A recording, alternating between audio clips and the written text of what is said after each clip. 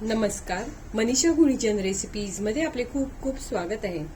आजच्या रेसिपीमध्ये आपण मार्गशीर्ष महिन्यातल्या शेवटच्या गुरुवारनिमित्त सांज्याच्या पोळ्या बनवणार आहोत. या पोळ्या झटपट होतातच पण चवीलाही खूप छान लागतात. तुम्ही बघू शकताय सांज्याची पोळी किती छान फुगते बघा.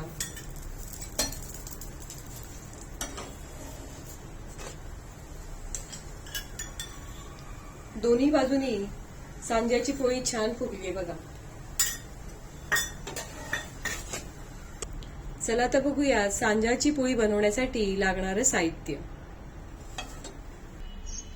सांज्याची पोळी बनवण्यासाठी आपल्याला सर्वप्रथम पीठ मळून घ्यायला लागेल. त्यासाठी आपण इथे 1.5 वाटी गव्हाचं पीठ घेतलेलं आहे आणि आपण 1.5 वाटी मैदा घेणार आहोत. मैदा आपण चाळून घेणार आहोत.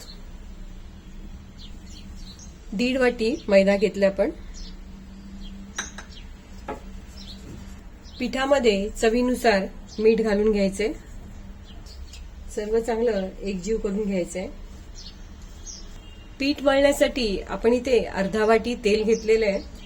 1 वाटी पाणी घेतलेलं आहे. ज्याप्रमाणे आपण चपातीसाठी पीठ मळून घेतो त्याचप्रमाणे मऊसूद असं पीठ मळून घ्यायचंय. थोडं थोडं पाणी घालत आपण पीठ मळून घ्यायचंय. थोडं पाणी आपण घातलेलं आहे. आता 1/2 वाटी तेलातलं 1-2 चमचे तेल घालून घ्यायचंय. पीठ मळून घ्यायचंय. थोडं तेल आणि थोडं पाणी घालत पीठ चांगलं मळून घ्यायचंय.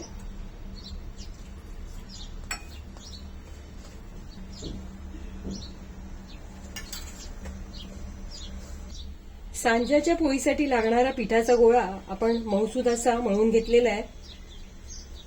आता या मळून घेतलेल्या गोळ्यावर हे जे राहिलेलं तेल आहे ते सर्व घालून घ्यायचंय. अशा प्रकारे मळलेल्या गोळ्यावर तेल घालून घ्यायचंय आणि हे मळून घेतलेलं पीठ आता आपण 1 तासासाठी झाकून ठेवणार आहोत. सांजा बनवण्यासाठी आपण इथे 2 वाट्या रवा घेतलेला आहे. रवा आपण स्वच्छ निवडून घेतलेला आहे. ज्या वाटीने आपण रवा घेतलेला आहे त्याच वाटीने आपण 2 वाट्या गूळ घेतलेला आहे. गूळ आपण बारीक चिरून घेतलेला आहे. या सांज्यामध्ये आपण 1/2 वाटी साखर सुद्धा घालणार आहोत. तुम्हाला जर साखर घालायची नसेल तर तुम्ही अजून 1/2 वाटी गूळ सुद्धा घालू शकताय. तर इथे आपण 1/2 वाटी साखर सुद्धा घेतलेली आहे. 1/2 चमचा वेलची पूड घेतलेली आहे. इथे आपण 1/4 वाटी तूप घेतलेलं आहे. तूप आपण पातळ करून घेतलेलं आहे.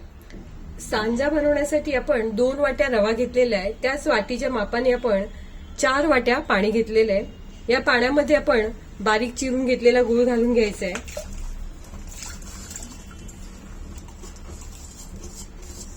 1/2 वाटी साखर घेतली आहे ती घालून घ्यायची आहे. चवीसाठी थोडंसं मीठ घालून घ्यायचंय आणि पाण्यातलं गूळ विरघळेपर्यंत पाणी आपल्याला गरम करून घ्यायचंय. सांजा बनवण्यासाठी आपण गॅस चालू करून गॅसवर कढई ठेवली आहे. आता कढईमध्ये आपण 1/4 वाटी तूप घालून घेऊया. मंद आचेवर रवा आपल्याला चांगला भाजून घ्यायचा आहे. ज्याप्रमाणे आपण शिरा बनवण्यासाठी रवा भाजून घेतो त्याचप्रमाणे रवा भाजून घ्यायचा आहे.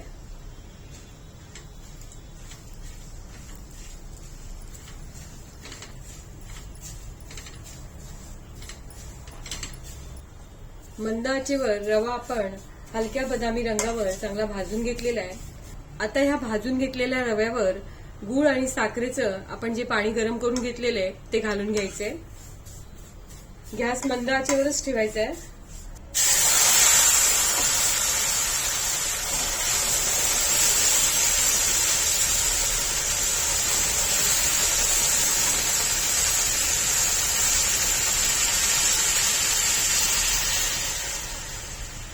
पाणी घातल्यानंतर सर्व चांगलं एकजीव करून घ्यायचंय. रव्याच्या गुठळ्या होता कामा नयेत. 1/2 चमचा आपण वेलची पूड घेतली आहे ती सुद्धा घालून घ्यायची आहे. आता या सांज्यावर झाकण ठेवायचंय आणि एक चांगली वाफ येऊ द्यायची आहे. 5 मिनिटांनंतर आपण सांज्यावर जे झाकण ठेवलंय ते काढून घेऊया.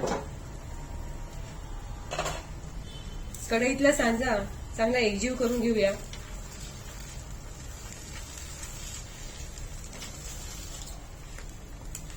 सांजा एकजीव केल्यानंतर परत एकदा 5 मिनिटांसाठी झाकण ठेवायचंय. झाकण ठेवून 5 मिनिटं झालेली आहे. आपण झाकण काढूया.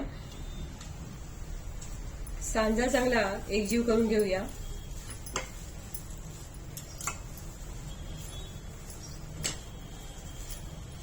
रवा छान फुलून आलेला आहे बघा. आपला सांजा छान तयार झालेला आहे. आता आपण गॅस बंद करूया आणि सांजा थोडा कोमट होऊ देऊया. पोळ्यांसाठी कणिक मळून घेऊन 1 तास झालेला आहे. कणिक छान भिजली गेलेली आहे. पाण्याचा हात घेऊन मळून घेतलेलं पीठ चांगलं एकजीव करून घ्यायचंय. आपण पुरणपोळीसाठी ज्याप्रमाणे सैलसर अशी कणिक मळून घेतो त्याचप्रमाणे ही कणिक पाण्याचा हात घेत घेत चांगली मळून घ्यायची आहे.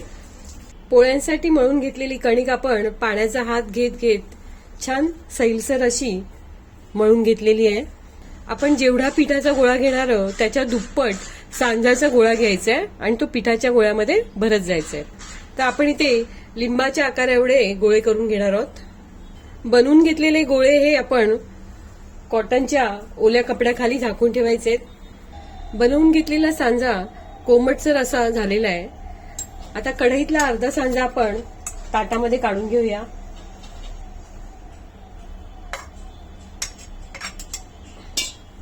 ताटामध्ये काढून घेतलेला सांजा हाताने चांगला मळून घ्यायचा आहे. मळून घेतलेल्या सांज्याचे आपण पिठाच्या गोळ्यापेक्षा दुप्पट गोळा करून घेणार आहोत. अशा प्रकारे आपण पिठाच्या गोळ्यापेक्षा दुप्पट गोळा करून घेणार आहोत. अशाच प्रकारे सर्व सांज्याचे आपण गोळे बनवून घेऊया. ताटात काढून घेतलेल्या सांज्याचे आपण एकसमान गोळे बनवून घेतलेले आहेत. आता आपण पिठाच्या गोळ्यामध्ये सांजाचा गोळा भरून घेऊया. त्यासाठी आपण इथे तांदळाची पिठी घेतलेली आहे. पिठाचा गोळा तांदळाच्या पिठामध्ये घट्टसर दाबून घ्यायचा आहे. खालच्या बाजूनी घट्टसर दाबून घ्यायचं आहे आणि पिठाच्या गोळ्याला बोटाच्या साहाय्याने कडेकडेनी वाटीचा आकार देत जायचा आहे. अशा प्रकारे वाटीचा आकार द्यायचा आहे आणि त्यामध्ये बनवून घेतलेला सांजाचा गोळा घट्टसर असा दाबत जायचा आहे.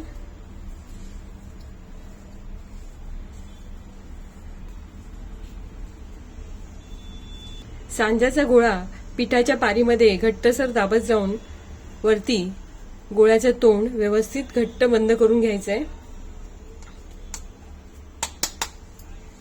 अशा प्रकारे पोळीचा गोळा बनवून घ्यायचा आहे. आता बनवून घेतलेला हा गोळा आपण लाटून घेऊया. बनवून घेतलेल्या गोळ्याची पोळी लाटून घेण्यासाठी आपण इथे तांदळाचं पीठ वापरणार आहोत. तांदळाच्या पिठामध्ये दोन्ही बाजूनी पिठाचा गोळा घट्टसर असा दाबून घ्यायचा आहे. पोलपाटावर तांदळाचं पीठ थोडंसं पसरून घ्यायचंय आणि हलक्या हाताने बनवून घेतलेल्या गोळ्याची पोळी लाटून घ्यायची आहे.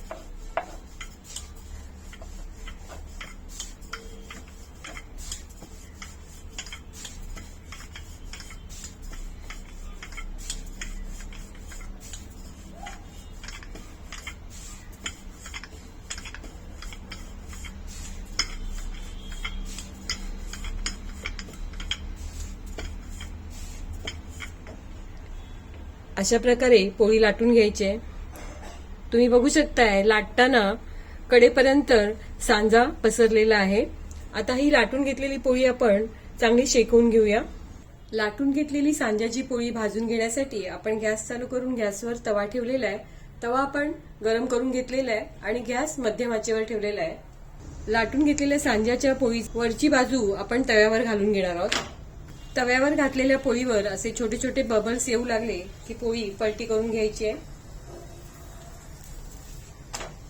तुम्ही बघू शकताय पोळी छान फुगते बघा. वरच्या बाजूनी पोळीला तूप लावून घ्यायचंय आणि परत पोळी पलटी करून घ्यायची आहे.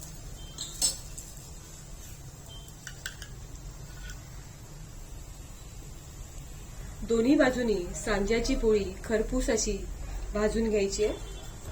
तव्यावरची पोळी छान भाजली गेलेली आहे. तुम्ही बघू शकताय सांज्याची पोळी छान तयार झालेली आहे. अशाच प्रकारे आपण सर्व पोळ्या बनवून घेऊया. सर्व सांज्याच्या पोळ्या आपण बनवून घेतलेल्या आहेत. आपण घेतलेल्या साहित्यामध्ये एकूण 18 सांज्याच्या पोळ्या तयार झालेल्या आहेत. तुम्ही बघू शकताय सांज्याची पोळी किती मऊ लुसलुशीत अशी तयार झालेली आहे बघा. आता हे बनवून घेतलेली सांज्याची पोळी आपण प्लेटमध्ये काढून घेऊया. बनवून घेतलेल्या सांज्याच्या पोळ्या आपण प्लेटमध्ये काढून घेतलेल्या आहेत. सांज्याची पोळी आपण दुधासोबत किंवा साजूक तुपासोबत खाऊ शकतो. आजच्या रेसिपीमध्ये आपण मऊ लुसलुशीत अशी सांज्याची पोळी बनवली. ही रेसिपी तुम्हाला जर आवडली असेल तर माझ्या व्हिडिओला लाईक करा, शेअर करा आणि असेच छान छान पदार्थ बघण्यासाठी माझ्या चॅनलला सबस्क्राईब करा. धन्यवाद.